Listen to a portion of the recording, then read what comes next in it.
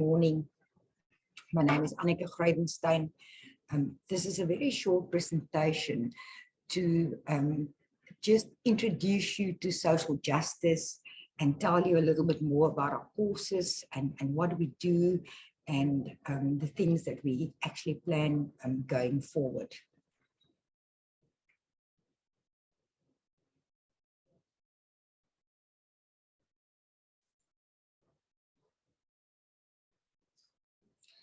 Now, our story started quite a few years ago, actually in 2006.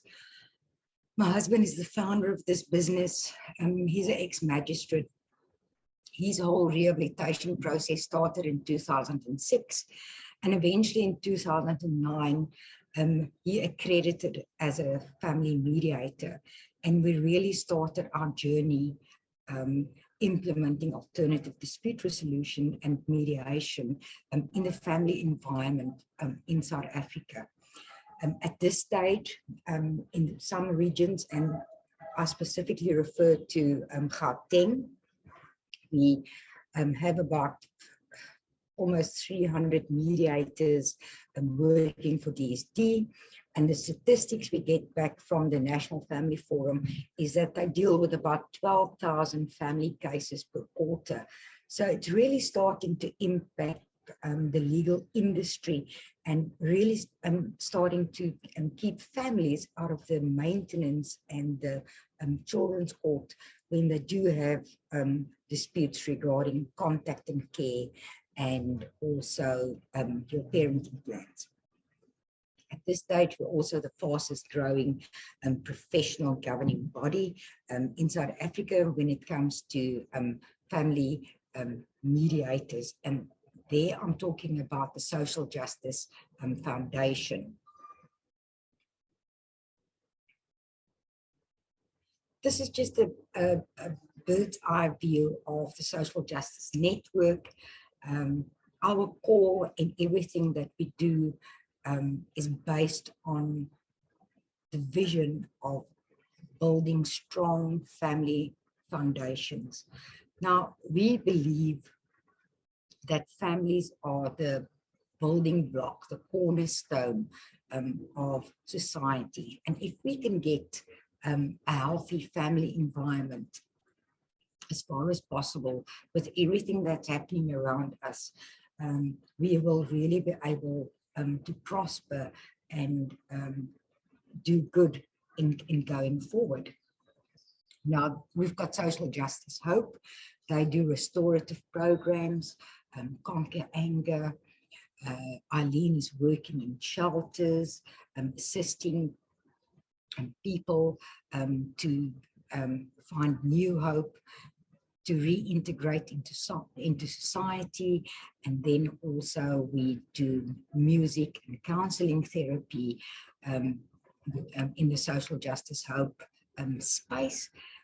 Something that's also developing slowly but surely is also the criminal mediation, where we're going to start implementing restorative justice programs in the various environments. Social Justice Association Mediators, it's a non-profit organization, it's our membership organization, and there we have Section 18A status. We do the accreditation and also the CPD training for our mediators right across the country on that platform. Social justice, in the social justice space, we train mediators, we empower communities, and then we also do, myself and Laurie are full-time mediation practitioners. We've been mediating formally, I would say, since 2009. When we started our journey in 2006, we ended up mediating without really even realizing what we're doing. Mediation was almost a foreign concept at that stage in South Africa. The Social Justice Maintenance Services, it's an online solution for arrear maintenance. It's something that will be launched very soon, and we look forward to actually telling you a lot more about that very soon. I'm not going to go into the detail of everything that I've put on the slide. I thought it would be a good idea that we just start right from the beginning of the negative effects or the 9 negative effects that family separations have on families and on people. And going forward, why do we need to deal with family disputes in a different way? One of the things that I want to highlight today is the Ritalin use. In the last over the last 2 decades, the increase in prescription of Ritalin use for minor children was just enormous. Children with poor maths and social skills, our children fall behind in their classes because there's hurts and hang-ups and habits that's coming from home that they can't seem to deal with.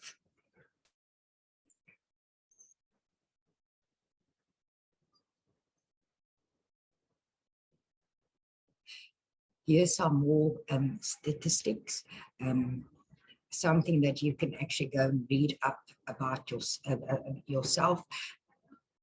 Something that's very prevalent in our environment today is the fact that 1 in 3 marriages end up in divorce. And our courts are at a stage where it's impossible to actually really deal with all the matters that's coming their way. Human resources, our DSD social workers that we've been working with intensively in Gauteng for the last 7-8 years, they're completely overwhelmed. We had a meeting with a follow-up meeting with a group of trainees about a year after they've done the mediation training, and one of the comments that we got back is on the East Rand, one of the officers were fully booked for the next 9 months. They couldn't accept one more case from court to actually assist families with a parenting plan and doing contact and care arrangements outside of court.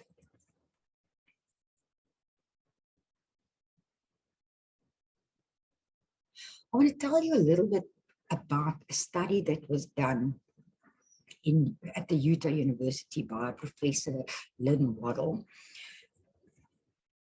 In about 2013, we had a mediation conference, and it's almost 10 years ago, but we had international speakers to come and tell us about mediation and what has been happening in other countries. And the presentation that he's given us was based on research that they've done with about 12,000 families, and they've tracked them. And after 10 or 12 years, if you're really interested, then I can send you the paper, and you can read the full paper. We don't have time to go into everything, but I want to highlight 1 or 2 things that specifically came from the research that the Utah University did. The average divorce litigation cost in America is about $15,000, and a mediated case is about $3,000. 72% of the cases in adversary settlement went before a judge. Only 1% of the cases that was assigned to mediation went before a judge. Now, mediation resulted in the settlement of 80% of the custody disputes. 50% less time was spent with a mediation group to finalize the matter versus the adversary settlement. Now, in my simple language, the adversary settlement is when the family is actually going through a litigated divorce. In other words, parties will appoint an attorney and they will speak to each other through their legal representatives. 46% of the cases had settled within 2 weeks of their first mediation. The sooner the parties go into mediation, the higher the rate of settlement has been. 30% of the non-residential parents who mediated saw their children once a week or more, 12 years after the initial dispute, versus only 9% of the parents that went through the litigated divorce. 39% of non-residential parents in the adversary group had seen their children only once or not at all in the last year, compared to 15% in the mediation group. 12 years after the divorce, 13% of the parents in the adversary group spoke to their children weekly versus 54% of the parents who had used mediation. This was quite interesting to me. Mothers reported greater satisfaction with the adversary process versus the mediation process.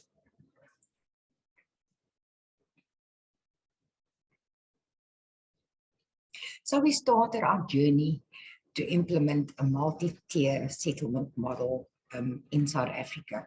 Now, if you go and you look at what's happening in Africa, and we can talk about Nigeria specifically, because we've done a little bit of research of what's happening with mediation and alternative dispute resolution in Africa. In Nigeria, they got to a point where you waited 18 years to get a court date to continue your litigation process. So they didn't have an option. They had to implement alternative dispute resolution in their whole legal system in order to serve the public, and specifically in our environment, to look after our families, and more specifically, the best interest of the minor children. Can you imagine if you are in divorce proceedings, litigating a divorce for 6 or 7 years, or even 10 or 12 years before you actually settle the matter? The children has almost grown up by then. So we started this whole process of implementing a multi-tier process. And the further you go down, the more time and money has been spent in this whole process. We all know the typical story of you speak to a friend or a counselor or pastor, somebody at work, and eventually the conversation is going to go to a point where they're going to say to you, you actually need to get yourself an attorney. And that's where we would like to change the way that people think and operate in South Africa. I would like people to say, I think it's time that you go into an alternative dispute resolution process, or just to go for mediation and peacemaking before we start litigating and we go into the formal system. Litigation and arbitration, you've got presiding officers that make decisions on your behalf, where in mediation and conciliation, it's a neutral third party that's got specialized knowledge, and they will be able to help you to create or explore alternative options that's available for you as a person, that's going to fit your environment, your children, the practicalities around that. Where when you go into a litigated process, it's a piece of paper, and 99% of the time we do see that people are not happy with the outcome if somebody else is making decisions on their behalf.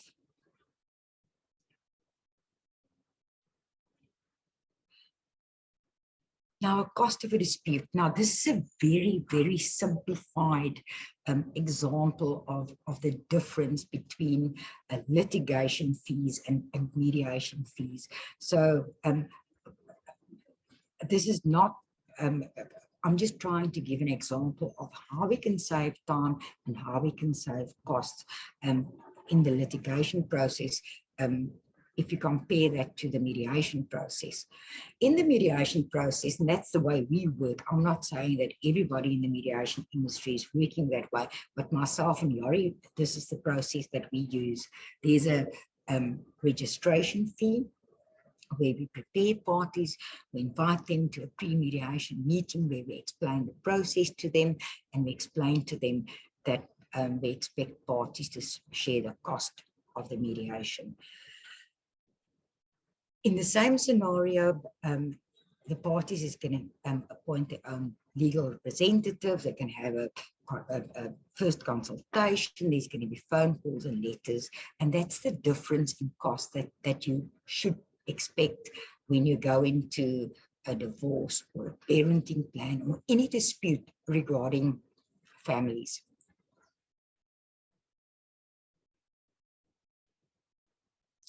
What I've done with this slide is to try and show you that even in South Africa, if you base what we do on the American research, unfortunately, we haven't done research and we don't have the statistics that America's got available. Now, America started implementing mediation already in the 1950s. We only got our court annex mediation rules in December 2014. So we have got a long way to go when it comes to the implementation of alternative dispute resolution in South Africa, or in the legal system in South Africa. If you look at this dispute, what I've done with this slide is to show you that it's a basic matter. The parties saw the mediator for 2 hours.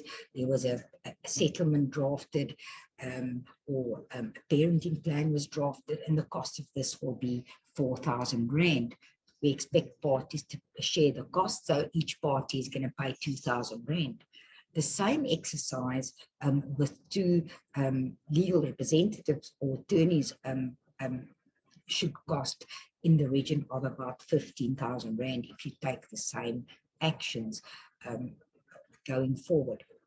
The long and the short of it is that mediation can save you 75% in time and fees. We even see that in South Africa in our practice, working with that on a daily basis. Now, if I refer to the previous slide, or a couple of slides back, where I spoke about the multi-tier process, we even realized about 2-3 years ago that we need more than conciliation and mediation, because part of the resistance factors that we deal with is we don't get parties to always come to a mediation meeting. So the mediator don't get the opportunity to sit down with parties because they are not willing to go to a mediation or a conciliation meeting. So should we speak to parties and they're not willing to participate in a mediation or a conciliation process, sometimes it's necessary to say we need to go through a peacemaking or a dialogue process. I've been dealing with a matter now for a while. I've been appointed in terms of High Court order as the mediator. And the things that the parties bring to the mediation table is actually matters that they can deal with by themselves. They shouldn't have a neutral third party intervening in day-to-day issues, because a mediator is not necessarily a case manager where they make arrangements about picking up times or what school clothes is necessary or sport clothes is necessary to buy for the next year.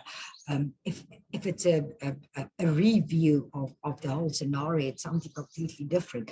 But day-to-day routine discussions or communication, that channel should be open between parents, and we should help them to open that channel. What I suggested to that parties is that they actually go for dialogue training, in the sense of they need to, with dialogue, the long and the short of dialogue is actually that you learn to listen what the other party is really saying.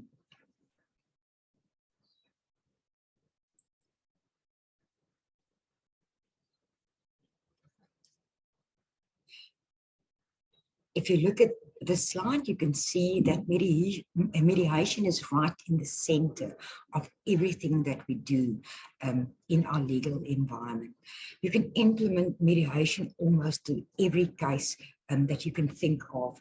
Now, I need to qualify that to say that yes, we can try mediation in most cases, but we do have cases that is not, mediation is just not possible, and you will have to follow the legal route with those cases. This is our mediation landscape. There's two main streams of mediation. You've got your private mediation, and then you've got your statutory or your court annex mediation.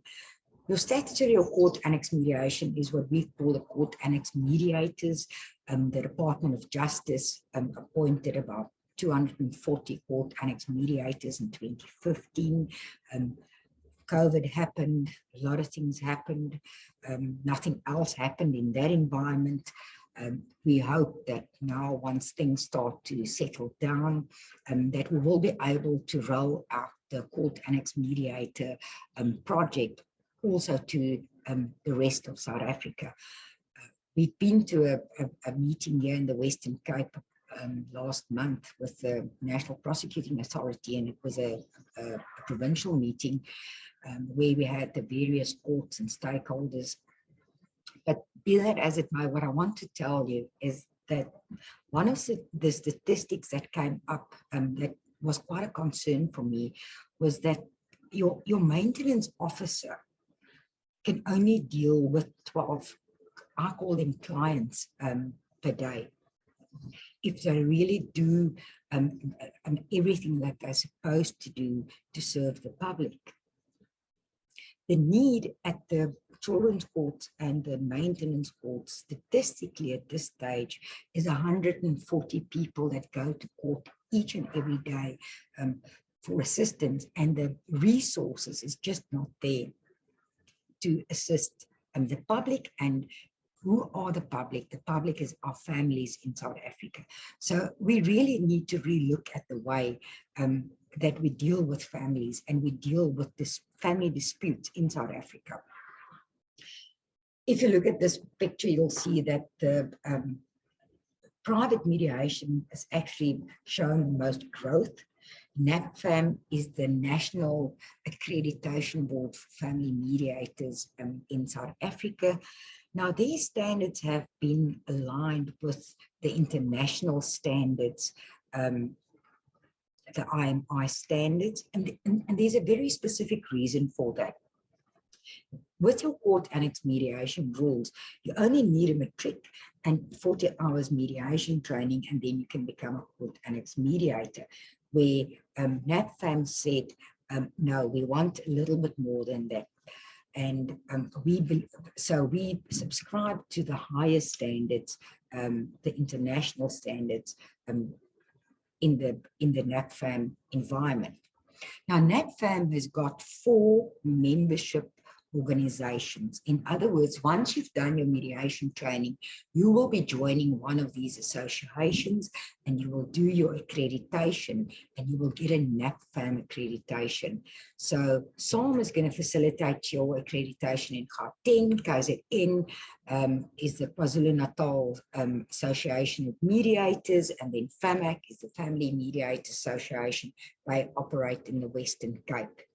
Social Justice is the only association of mediators that's got a national footprint, and we have mediators from Springbok to Polokwane and Thohoyandou and Nelspruit and going forward with that. There's various opportunities in the mediation market. It's not only family mediation. Once you've done your foundation training, I always say, should you want to expand your scope of practice, it's actually possible to do that. We train family mediation training as a foundation training, because that's the environment where you're going to get most of your work, and that's also the environment where the need are the biggest for alternative dispute resolution options and working with restorative practices.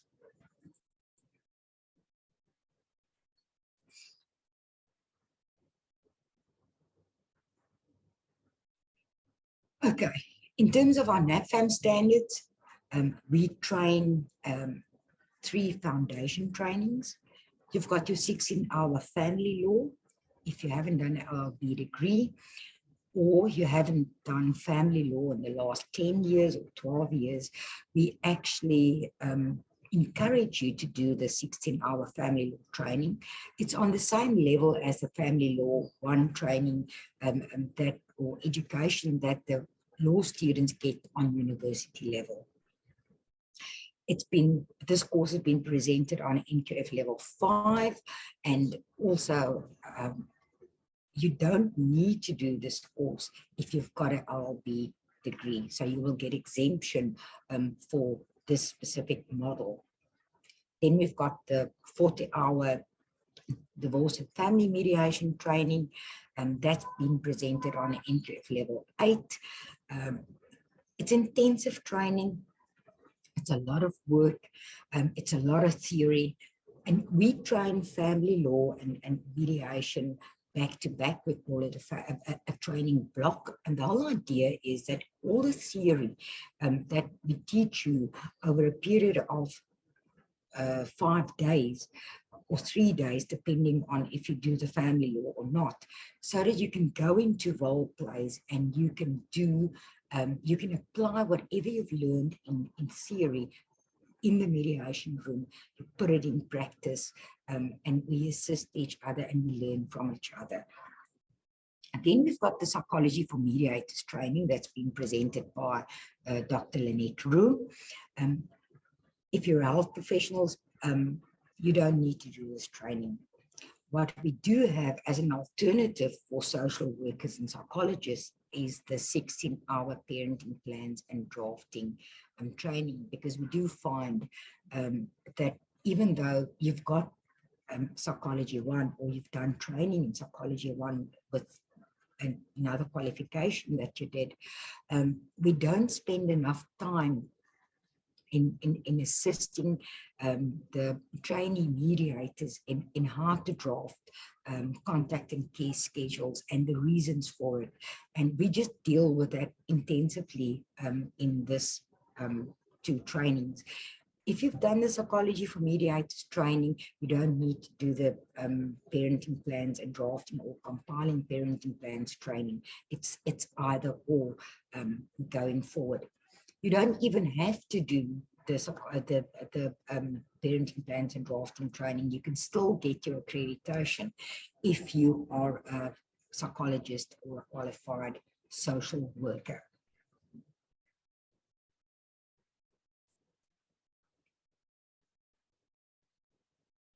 There's just some more detail on what we train.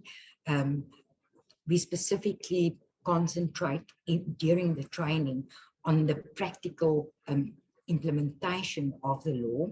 We give you all the theory.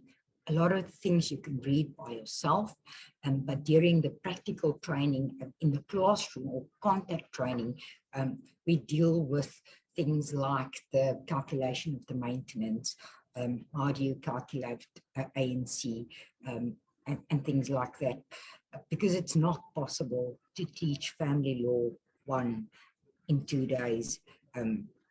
It's just not doable. During the divorce and family mediation training, what we focus on is the training so that you can learn how to mediate parenting plans, divorces, maintenance, contact and care disputes, and many, many more. In my view, family mediation is not only mediation around family law. There's so much more that we can do in the family space. We can deal with bullying at schools because it's families that's involved. We can deal with families that run businesses together or farm together. It's still a family. And I do believe that when you work with families, it's not as strict, and it's a different and a softer approach. So, I think I've said this already, but the mediation training is on an NQF level 8. We spoke about the psychology of mediators training already. This training is online. It's self-paced. You're going to do quizzes online, and right in the end, you will submit a written assignment before you actually get your certificate. Accreditation. We always ask our mediators that once you've done your mediation training. Continue to get your accreditation as a family mediator, become part of the environment and become part of the continuous professional development platforms that we have in South Africa. Things change all the time. And every time that we've got a CPD training, I learn something from the speaker. Like this last CPD training that we had an expert that came to talk to us about pension funds, and we just, every time we learn something. The previous one, we spoke about parental alienation. It was a recent judgment that we got, and we had a discussion around that. So become part of the environment, get your membership, apply for accreditation, and grow and work with us in this environment. Once you've done your accreditation, you can actually continue, should you want to get a dual accreditation in the labor environment, maybe restorative justice, or civil commercial environment. Something that was so interesting to me is during COVID, we had one of our mediators in Gauteng. He's got an IT background and he can code and things like that. And he started doing IT disputes. And the IT disputes is now almost 50% of his mediation practice. So even though he says he's a family mediator, he's also doing a lot of IT disputes between clients and service providers, because he obviously understands the environment going forward. This is just a lot of detail. We're going to give you all of this information again when you do your mediation and practice management module. I think we're one of the very few training service providers that do train practice management and give you examples and ideas. And if I say ideas, we give you our referral forms and our standard documentation that we use to communicate with our families and going forward. So you don't have to start from scratch.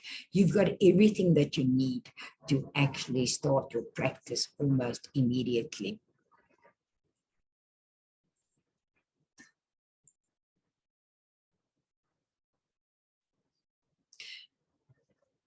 Now you're probably going to ask me, and again, it's very simplified, so please don't take me on the numbers, because it can vary from area to area, from province to province.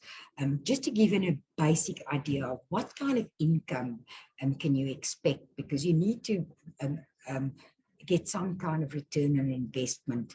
You're going to invest time, you're going to invest money, and when you join the social justice family, we honestly believe that the course is life-changing, and you start to do things differently, not only as a mediator, but even in your day-to-day life. So income per case, if you're going to work like myself and Laurie, you've got a registration fee. Let's say you mediate for 6 hours, you've seen the parties 3 times, because mediation on average should be between 1 and 3 sessions.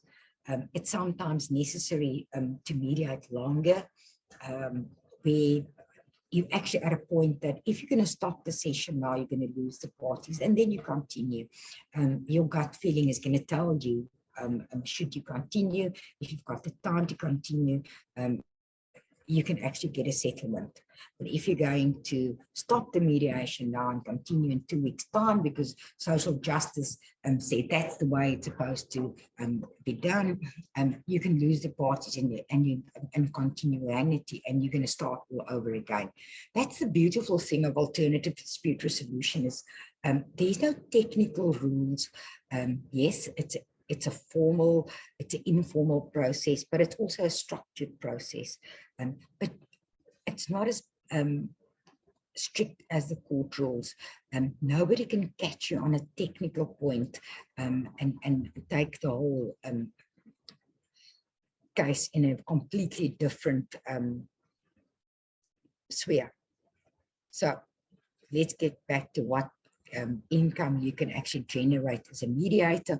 On average, about 8,700 Rand per case. Again, you need to understand your environment, your practical experience, your age, the professional people that's operating in your environment. So you need to do your market research. That's the long and the short of it. Mediators in Sandton is earning a lot more. They're earning 3,000 to 4,000 Rand an hour, where some of my mediators in the rural area, they work for 650 Rand an hour in Groblersdal. Just to give you a very simplified example. Now, upcoming training dates. There's 2 training blocks that's coming up in March. The family law and the family mediation is next week, and then the next one is going to be in May. What can you expect? For now, the training has been planned for our Zoom platform. We're not sure what COVID is going to do. We've got all the indications in the world that we can actually have you in our training room or in a training room in Bloemfontein or Pretoria or Uppington, where we can actually spend more time together during tea time and lunch times. But for now, it's been planned for the Zoom platform. You can log in from anywhere in South Africa. Training daily is going to be from around 8:30 to 1600. And it's going to be 7 days. It's 7 intensive days, should you do family law as well. It's possible to do the family law on pre-recorded sessions, and you will have a contact session, obviously. You're still going to submit your family law assignment, but you need to do the family law and the mediation as close as possible so that we can get the retention right to make sure that you implement whatever you've learned as soon as possible. In your mediation training, again, it's possible to do the first 2 days on pre-recorded sessions, although we need you in the classroom for at least 1 day before you go into your 2 days role plays. Your assignments. There's 1 family law assignment that you need to submit and 2 mediation training assignments.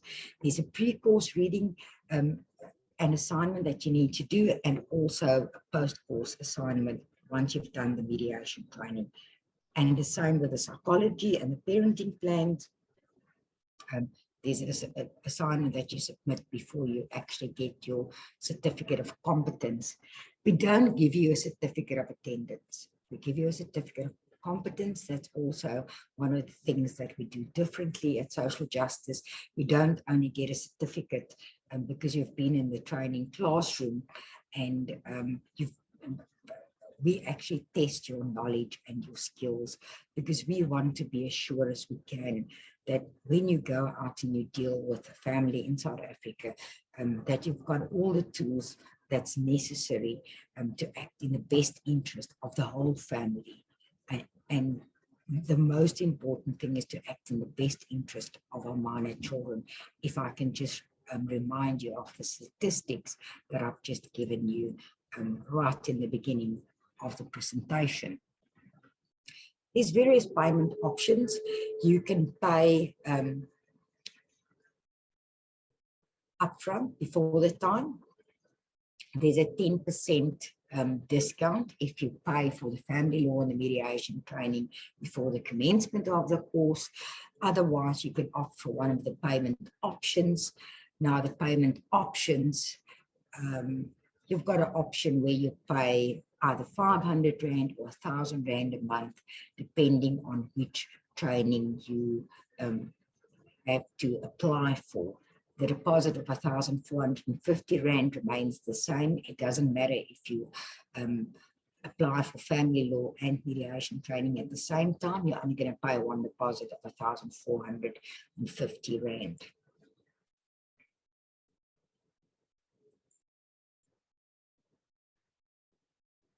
Now, considerations.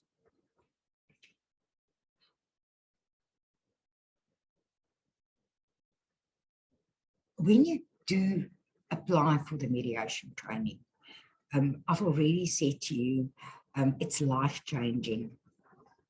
You're going to do things differently.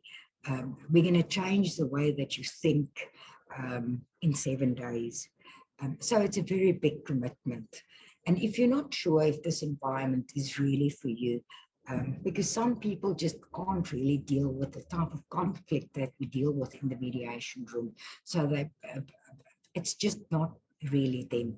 If you're unsure, what I would suggest you do is rather do a maintenance training where you learn how to assist clients with application for maintenance, applying for increases in maintenance, calculating arrear maintenance, your parenting plans again, it's your legal aspects, how to draft parenting plans, or if you're more adventurous, your domestic violence, where you deal with domestic violence applications and things like that.